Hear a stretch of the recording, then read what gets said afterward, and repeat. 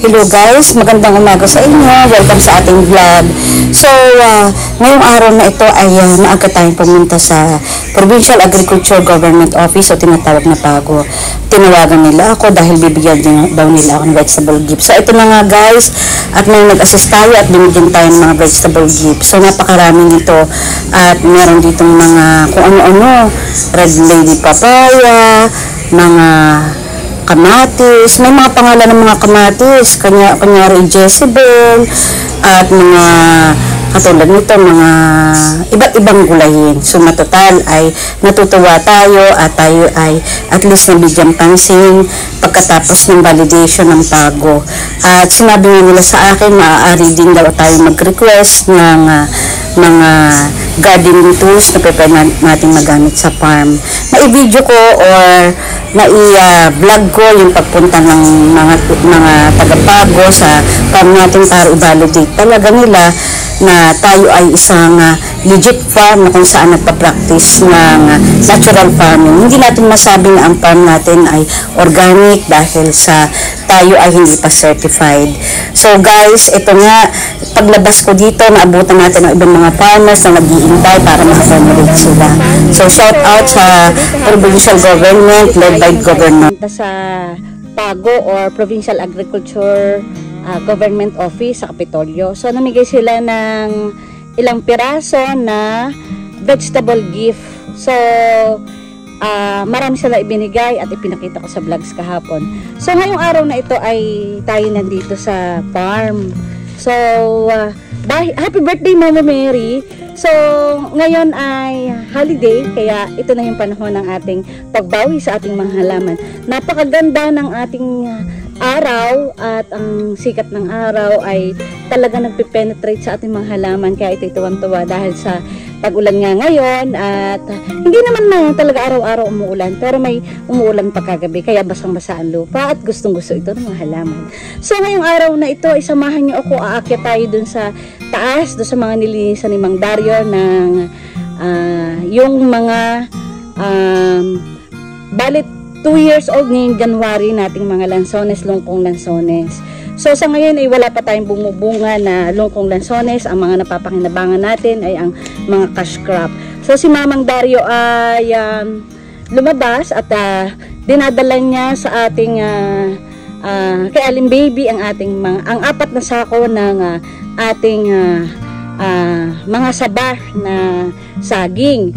So dito tayo kumukuha guys sa ating cash crop ng pang-maintenance natin kay Mang Dario, pang pasweldo natin sa kanya dahil kailangan i-maintain ng ating farm.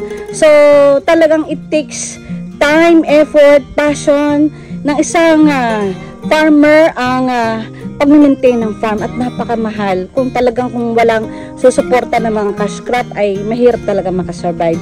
Anyhow, samahan niyo ako ngayong maghapon. Feel ko talaga ang radiance ng napakagandang araw. Magandang umaga po. Paki-like naman po at paki-subscribe ng ating channel. Guys, ngayong araw na ito ay magbibigay tayo ng do and don'ts ng sa pagtatanim ng vanilla.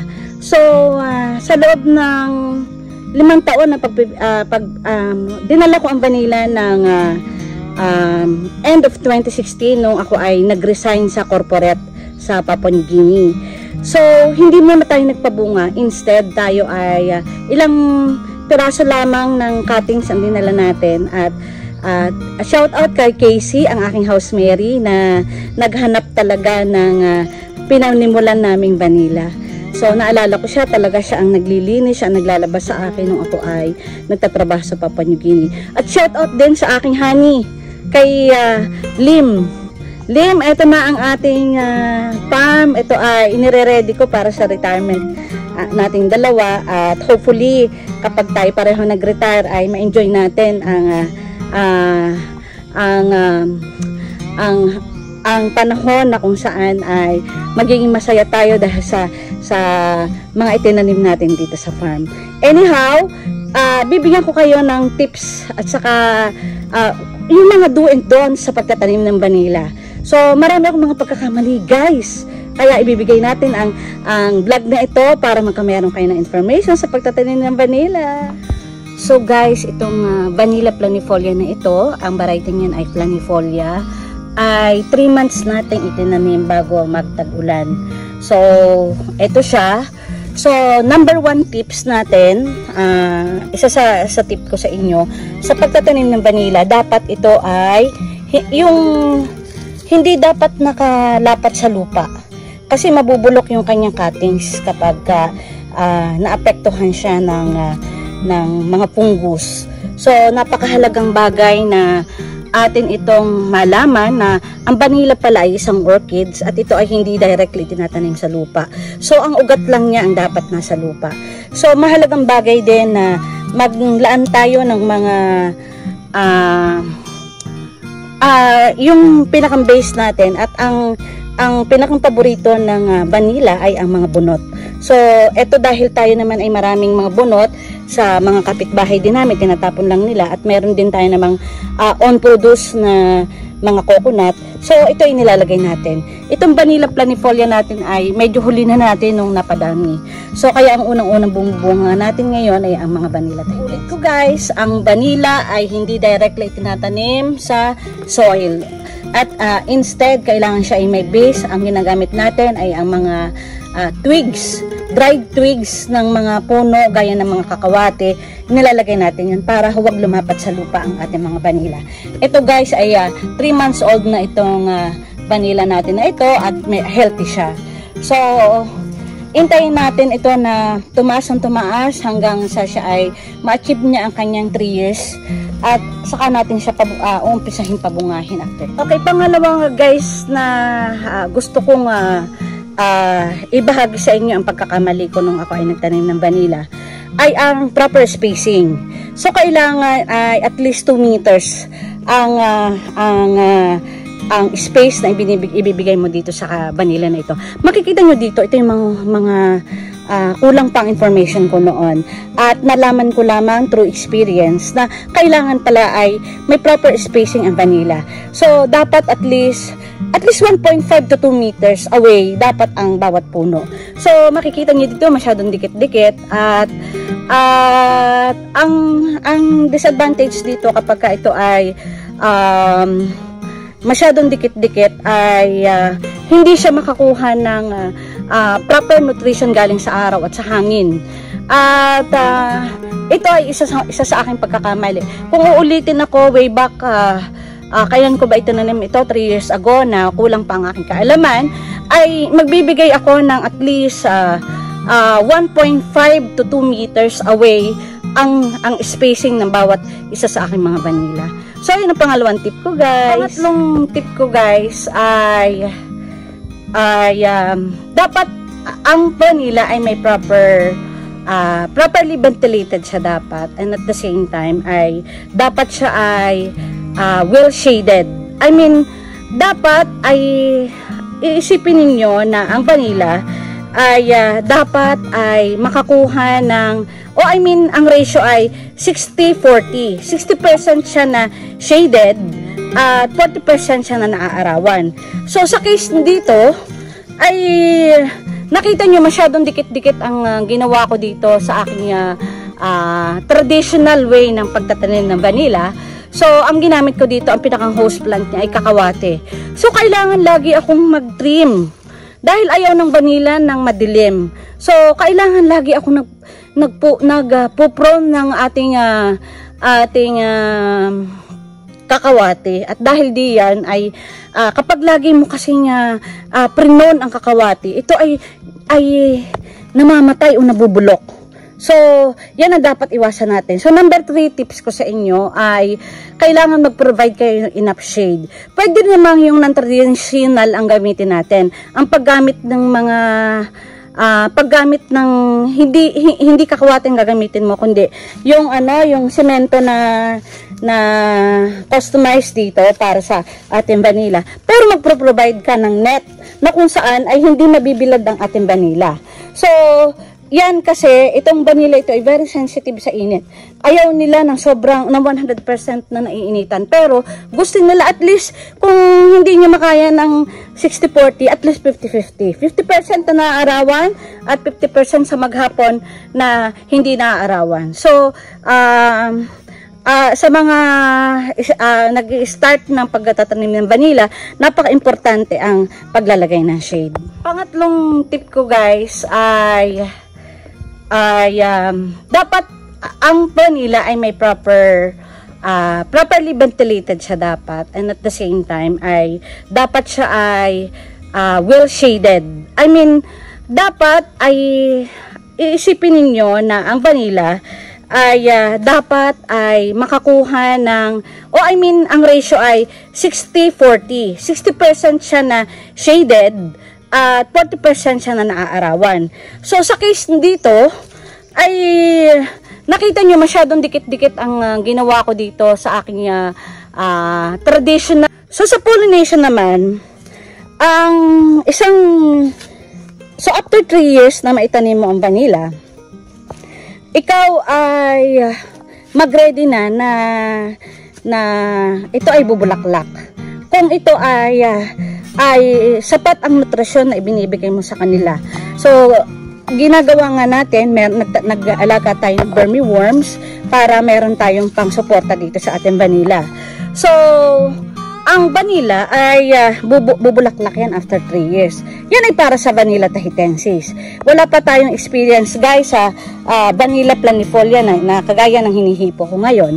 So, sa ika-4 na tips ko sa inyo, yung sa pagpapollinate, ay kasi ito yung pinakang part-time ko lamang. At napakahirap sa akin na mag-isa akong pumunta dito sa farm.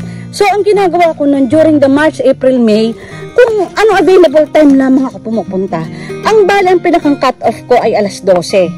Ay nasa pagpapollinate ng flowers. So, pero supposed to be, para 100% ang success rate ng pagpapollinate, mag-pollinate kayo between 7 to 10.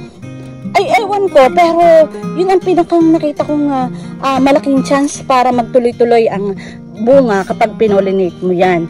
So, yun yung time na between 7 to 10. So, hindi ko magawa yun guys dahil sa sobrang dami ko rin trabaho. Dahil tayo nga guys ay nagsusupply sa government ng mga supplies natin. So, pag may time lang talaga tayo ay nakakapunta dito sa farm. But anyhow, nakasurvive naman yung ating first year ng pagpapabunga. At binibigay ko ng tips sa inyo yung 7 to 10. Guys, yung pag-procure ng vanilla, ay importante talaga yung timing. So, kahit sa pag-procure at pagdadry ng vanilla, may time din. Parang araw-araw ay ita-timing mo yung sa pagdadry ng vanilla, yung between 12 to 3, pero 2 hours lamang. In 2 to 4 weeks na pag-ano, hindi yung basta agad na maghapon mo siyang ibibilad. Ang purpose kasi ng paglalagay sa araw ng ating mga vanilla ay hindi pagdadry, kundi yung process of fermentation ng mga vanilla. Guys, number 5 tips natin ay ang timing pa rin para sa pag-a-apply ng fertilizer natin. So, sa loob ng 5 taon na pag-aalaga ko, actually, masasabi ko sa inyo na talagang 3 years pa lang talaga ako nag-focus dito sa vanilla. Kasi hindi kasi ako naniwala na mapapabungan ko siya dati. So, I never gave too much effort until such time na nagkameron ng pandemic. So, guys, mahalaga rin sa paglalagay ng fertilizer ang timing. So, guys, ako kasi ay farmer by default lang. So, nito na lang talaga ako nagbabasa, nanonood ng mga YouTube, mga information para sa mga vanilla. Ay marami akong pagkakamali sa paglalagay ng fertilizer until such time ay parang I don't know if it is destiny or fate na ang ating vanilla ay noong una nilalagyan ko siya ng yung dried na ipanampalay, pero bulok na naman siya. Hindi ko alam na parang aywan ko kung nasobrahan dahil ako ay monthly naglalagay ng dried na ipanampalay, ay parang nagkasakit ang ating vanilla. At parang tiningnan ko sa YouTube ko anong sakit. Ito guys, ito yung mga yung mga dulo na yan noon nagkameron ako ng parang nagka-fungus ka siya. I don't know kung nakulangan siya ng sustansya or whatsoever. So, sa tuwing papatak ng ulan, itong dulo niya, natutuyo siya, nalulot-lot, nabubulo. So, kaya makikita niyo yung mga dulo na yan, ng aking mga vanilla yan na yan, ay basta pumatak ang ulan, ay nalulot-lot siya. Makikita niyo ito yung damage na nangyari. Pero, naka-recover lang siya. Nito na lamang na hindi na ako naglagay ng ipanampalay at ang inilagay ko talaga ay pure vermicast, pero may proper timing, nilalagay ko na lang yung pagtag-ulan. At bawal din pala siya, guys, na maglagay ka ng fertilizer kapag bumubunga na siya, kasi alam mo ba, nanlaglag ang aking mga bunga ng vanilla, ang dami-dami nito, kaya lamang nanlaglag siya dahil nung panahon na sabi ko para masuportahan ang bunga niya, maglalagay ako ng fertilizer. Maling-mali pala. So, any maintenance kapag bumubunga ang vanilla mo, wag mong gagawin. So, dahil very sensitive ang mga bunga, nauugog siya or kapag naglagay ka ng fertilizer ay hindi ko alam kung anong epekto nun sa halaman. Pero yun na na-observe ko. Ayaw ng vanilla na kapag bumubunga siya ay nilalagyan ng fertilizer. Sobrang dami. Araw-araw nung pagkalagay ko ng fertilizer habang namumunga siya, nalalaglag ang mga bunga. Hindi siya tumutuloy. Until such time yung mga makikita niyo bunga ngayon ng mga vanilla na ito, nakasurvive na siya after magna 9 months na sila ngayon. So guys, hanggang dito na lamang, pero napakarami ng 5 lamang yung tips at information na binigay ko sa inyo sa pag-aalaga na vanilla. Kung may maalala pa ako, magbablog ulit tayo at dadagdagan ko. Maraming salamat guys sa mga patuloy na nanonood ng aking channel and at the same time nagsasubscribe. Ang lahat ng pagbabideo, pag-aalaga ko ng vanilla at pagbibigay ng informasyon ay para sa inyo. Para naman ako'y makatulong at magbigay inspirasyon sa mga kapwa ka-farming ko at the same time do sa mga nag-for good na mga OFW sa Pilipinas na maraming mga business opportunities dito talaga sa Pilipinas. At guys, you should not depend in one single income.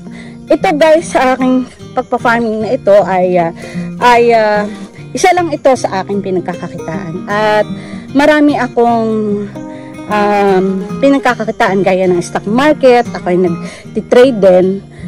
Pero hindi nagasino ngayon dahil nga ako ay may business, hindi na rin ako makatutok. And at the same time, meron akong Iraya Life Events and Catering. And at the same time, meron din tayo na retail para sa Iraya Life Enterprises. Nagbibenta tayo din ng honey. So, napakarami guys. So, at nagpo-provide din ako ng consultancy kung do sa mga startup business. So guys, maligayang kaarawan sa iyo, Ma'am Ama Mary. Ito'y para sa iyo at ang pagtulong ko sa aking mga kababayan. Maraming salamat.